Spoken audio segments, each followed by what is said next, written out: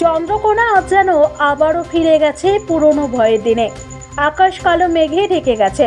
শিলাবতী নদী ফুলে ফেপে উঠছে। যে নদী একসময় শান্তভাবে বয়ে যেত গ্রামের বুক চিরে, আজ সেই নদী রোষে ফুঁসছে, গর্জে উঠছে। ভগবন্তপুর ২ নম্বর গ্রাম পঞ্চায়েতের বুক চিরে বয়ে চলা এই শিলাবতী এবার যেন বাঁধ মানতে নারাজ। যেখানে গত বন্যায় ভেঙেছিল নদীর বাঁধ, সেই এলাকায় আজ আবারও আতঙ্কের ছায়া। চলছে মাইকিং। প্রশাসন আগেই নেমে পড়েছে ময়দানে। লোকজনকে অনুরোধ করা হচ্ছে মাটির বাড়ি ছেড়ে নিরাপদ আশ্রয়ে চলে যেতে, কারণ এই জল, এই বৃষ্টি আর এই নদী কখন যে মৃত্যুফাঁদে পরিণত হবে কেউ জানে না। সাপের উপদ্রব, ঘর হারানোর আতঙ্ক, তবু গ্রামের মানুষ একে অপরের হাত ধরে আছে, যেন বলছে বিপদ আসুক আমরা একসাথে লড়ব।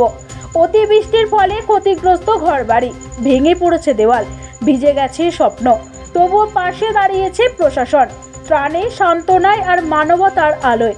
শিলাবতীর গর্জনের মধ্যেও আজ একটা বার্তা। প্রকৃতি যতই রুষ্ট হোক না কেন, মানুষের মন, তার সহমর্মিতা আর একে অপরের প্রতি দায়বদ্ধতা, সেই শক্তি এই বন্যার মাঝেও আশা জাগায়। দেখুন, আমরা ভগবন্তপুর ২ নম্বর গ্রাম পঞ্চায়েতের পক্ষ থেকে আমরা মাইক প্রচার করেছি। শিলাবতী নদী লাগোয়া যে গ্রামগুলি আছে, সাধারণ মানুষকে সতর্ক করার জন্য মাইক প্রচার আমরা করেছি। এবং এই যে অকাল বৃষ্টি, এতে অনেকটাই নদীর জল বাড়ছে এবং চাষিদের অনেক চাষির ধান পেকে গেছে, ১৩টা ক্ষতির সম্মুখীন চাষিরা হবে। দেখুন, বৃষ্টি এমন একটা জিনিস, এটা তো আমাদের কিছু করার নাই। আর এই প্রাকৃতিক দুর্যোগ তো আমরা রুখতে পারবো নি, তবু আমরা যতটা প্রশাসনিকভাবে আমরা খুব কড়া লক্ষ্য রাখছি। এবং এই বৃষ্টির কারণে অনেকে যাদের মাটির বাড়ি আছে, যাদের মাটির বাড়ি দুর্বল, অনেকগুলি মাটির বাড়ি ধসেছে।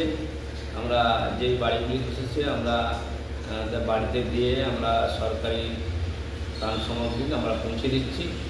আমরা খুব নজর রাখছি এবং আমাদের চন্দ্রকোনা ২ ব্লকের বিডিও সাহেব উনিও যোগাযোগ রাখছেন, আমরাও যোগাযোগ রাখছি, যে যায় না সাধারণ মানুষের কিছু ক্ষতির সম্মুখীন হয়ে যায়। আমরা খুব নজর রাখছি। তো অনেকটাই প্রাকৃতিক দুর্যোগ বেশি হয়েছে, অনেকবার বন্যা হয়েছে। যতবার বন্যা হয়েছে আমরা মানুষের পাশে গেছি, আমরা যতটা পেরেছি আমরা সহযোগিতা করেছি। এমনকি জানেন যে আমাদের রাজ্যের মুখ্যমন্ত্রী মাননীয় মমতা বন্দ্যোপাধ্যায় উনিও নজর রাখছেন। ওনার যে আমলারা আছে, যে অফিসাররা আছে, ওনারাও তীক্ষ্ণভাবে নজর রাখছে।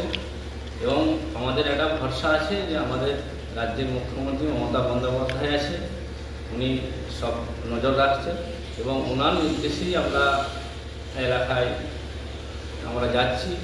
এবং যেখানে যেটা প্রয়োজন, যাদের মাটির বাড়ি আছে তাদেরকে আমরা, পাশাপাশি পাকার বাড়ি যাদের আছে তাদেরকে আমরা বলে রেখেছি যে যদি কোনো অসুবিধা হয় ওদের মাটির বাড়ি ছেড়ে পাকার বাড়িতে আশ্রয় নেবে।